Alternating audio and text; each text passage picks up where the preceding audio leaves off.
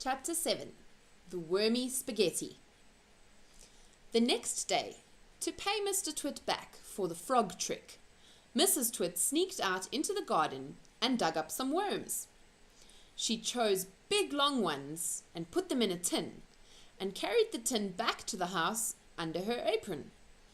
At 1 o'clock, she cooked spaghetti for lunch, and she mixed the worms in with the spaghetti, but only on her husband's plate. The worms didn't show because everything was covered with tomato sauce and sprinkled with cheese. "Hey, my spaghetti's moving!" cried Mr. Twit, poking around in it with his fork.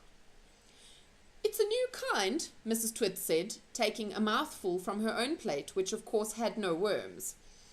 "It's called squiggly spaghetti. It's delicious. Eat it up while it's nice and hot." Mr. Twit started eating, twisting the long tomato-covered strings around his fork and shoveling them into his mouth. Soon there was tomato sauce all over his hairy chin. "It's not as good as the ordinary kind," he said, talking with his mouth full. "It's too squishy."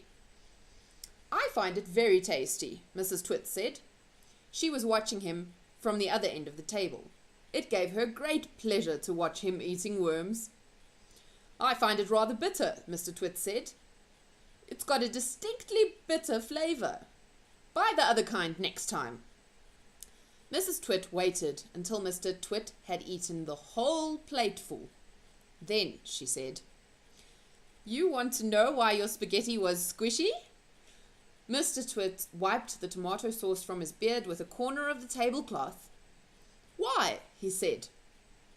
"And why it had a nasty bitter taste?" "Why?" he said. "Because it was worms!" cried Mrs. Twit, clapping her hands and stamping her feet on the floor and rocking with horrible laughter.